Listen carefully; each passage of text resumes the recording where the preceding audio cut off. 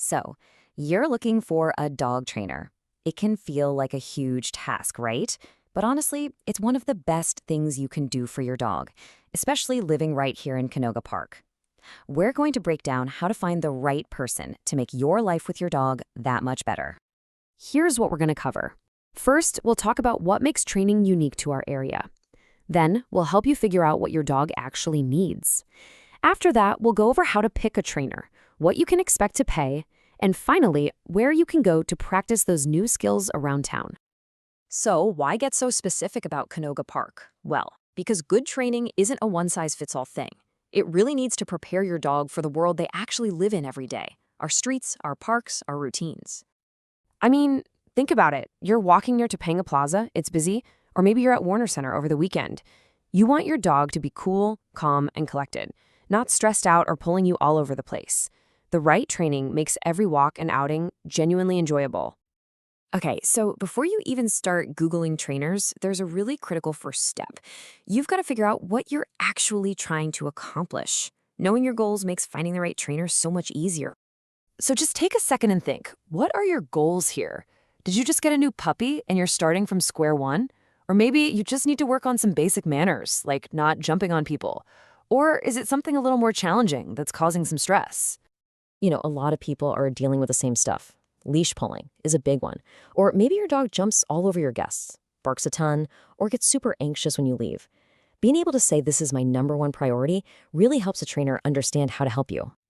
All right, so you've got your goals figured out. Now comes the fun part, finding the right person to help you get there. And this is where a little bit of research really pays off, to make sure you're working with someone who's qualified and humane. Okay, if there's one term you should know, it's positive reinforcement. This is pretty much the gold standard in dog training today, and for good reason. It's backed by science. Basically, instead of using fear or pain, this method is all about rewarding the good stuff. It helps build trust and, honestly, makes training way more fun for your dog. You're going to see all these letters after a trainer's name, like CPDTK or KPA-CTP. They might look like alphabet soup, but they're actually a really good sign. They mean the trainer has gone through a certification process and passed exams on how dogs learn. Some, like the CBCC-KA, even show they specialize in tougher behavioral issues. So, when you're on the phone with a potential trainer, you'll want to have a few questions in your back pocket. Definitely ask them about their methods. You're listening for words like positive and reward-based. Ask how they plan to help your specific dog, what kinds of sessions they offer, and of course, get a clear idea of the total cost up front. Okay, let's talk about money, because that's always a big question, right? Training is definitely an investment in having a happier dog and a more peaceful home, so it's good to know what the ballpark figures look like around here. As you can see, the price really depends on what you're looking for. Group classes for puppies or basic obedience, those are usually your most budget-friendly option. Private lessons give you that one-on-one attention, so they cost a bit more per session. And then you have things like board and train programs, which are a much bigger commitment, both in time and money. And this is really what it's all for. Once you've done the training, you get to actually enjoy having a dog you can take anywhere. It's not just about stopping bad habits, it's about opening up a whole new world for both of you.